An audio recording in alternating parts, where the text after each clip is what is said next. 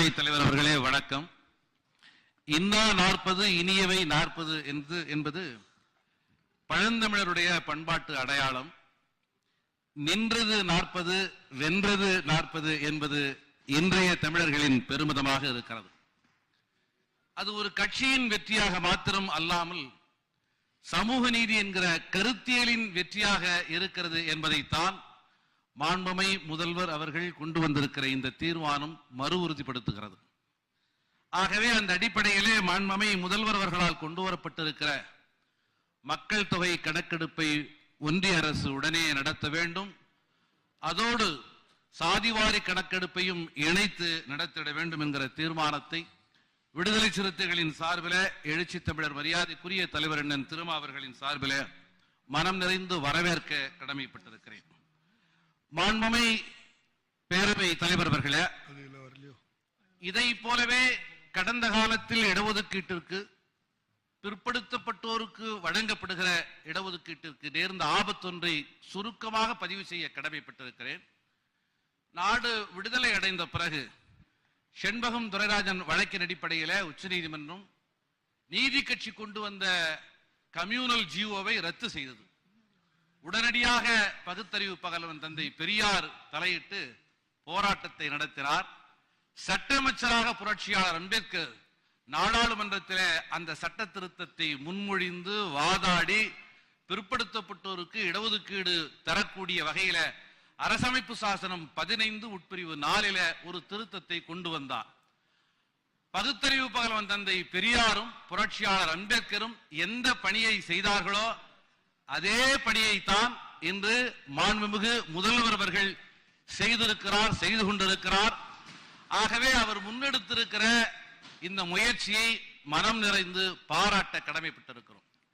அதே தருணத்திலே பேராசிரியர் ஜவஹருல்லா அவர்கள் இங்கே குறிப்பிட்டதை போல 1931 எடுக்கப்பட்ட மக்கள் தொகை கணக்கெடுப்பின் போது நிகழ்ந்தவை தொடர்ந்து பின்பற்றப்படுகின்றன. அதில் ஒரு பெருந்தவறு நிகழ்ந்தது என்பதை பணிவோடு இந்த மன்றத்திலே நான் சுட்டிக்காட்ட கடமைப்பட்டிருக்கிறேன். 1921 எடுக்கப்பட்ட மக்கள் தொகை கணக்கெடுப்பில் தமிழகத்தின் பெரும்பான்மையான சாதியாக சற்றேறக்குறைய 28 லட்சம் மக்கள் தொகை கொண்ட ஒரு சமூகமாக வன்னியர் சமூகம் இருந்தது. 24 லட்சம் மக்கள் தொகை கொண்ட சமூகமாக பறையர் சமூகம் இருந்தது.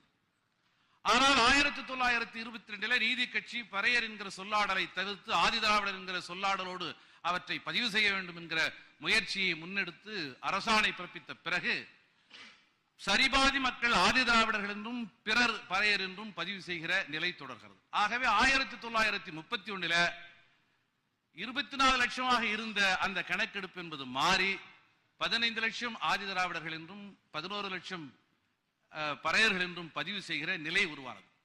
மாண்புமை அண்ணன் ஈஸ்வரன் அவர்கள் இங்கே தெளிவாக சொன்னார். ஆகவே தாமாக முன்வந்து ஒரு பெருந்தொகுப்பில் தங்களை இணைத்துக் கொள்ளுகிற சமூகங்களை அத்தகைய பெருந்தொகுப்பிலேயே இணைக்க வேண்டும்.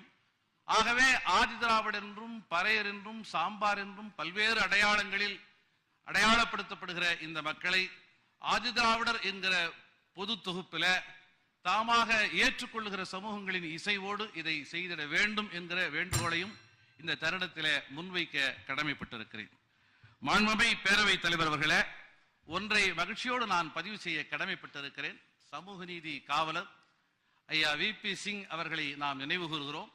அவரது காலத்தில் மண்டல் கமிஷன் அறிக்கை கொண்டு வரப்பட்ட போது சமூக நீதித்துறையினுடைய அமைச்சராக இருந்தவர் மாண்புமிகு ராம்விலாஸ் பாஸ்வான் என்பதை இங்கே நான் சொல்ல கடமைப்பட்டிருக்கிறேன்.